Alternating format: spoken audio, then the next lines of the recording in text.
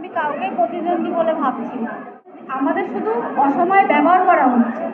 কিন্তু আমাদের মতুয়া সমাজের উন্নতির জন্য, জাতিকে আরও এগিয়ে নিয়ে যাওয়ার জন্য এই নির্দল প্রার্থী হিসেবে আমাদের এই লড়াই। আমি এক ভোটে হলেও জয়যুক্ত করবো বারাসাত লোকসভা কেন্দ্র থেকে। আমি কাউকে প্রতিদ্বন্দ্বী বলে ভাবছি না।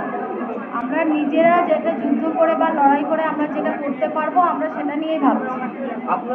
আমাদের একটাই ইস্যু যে আমাদের যেটা পাওনা, আমরা যেটা চেয়েছিলাম সেই পাওনা বা সেই চাহিদাই তো আমরা কেউ পাচ্ছি না। আমাদের সমাজের জন্য পিছিয়ে পড়া না, অ্যাকচুয়ালি আমরা তো পিছিয়ে রাখা।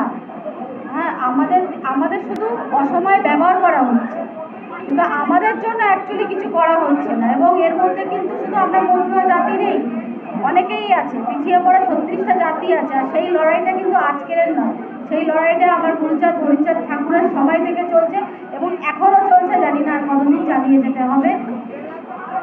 শিক্ষা থেকে বলুন, যে কোনো জিনিস জায়গা থেকে, চিকিৎসা, কর্মসংস্থা, আপনারা তো শ্রী শান্তি গুরুচাঁদ মতো ফাউন্ডেশনের কথা নিশ্চয়ই আগেও শুনেছেন।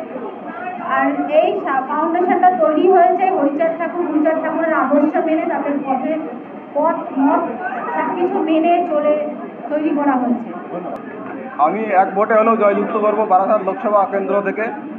সেই মনোবল নিয়ে এবং সেই শক্তি যোগাবে সাধারণ মানুষ, সেই মানুষের শক্তি নিয়ে আমি কাল থেকে মাঠে ময়দানে নামবো, যাতে ওখান থেকে জয়যুক্ত করা যায় সেইভাবে। মতুয়া সমাজের উন্নতির জন্য, জাতিকে আরও এগিয়ে নিয়ে যাওয়ার জন্য এই নির্দল প্রার্থী হিসেবে আমাদের এই লড়াই।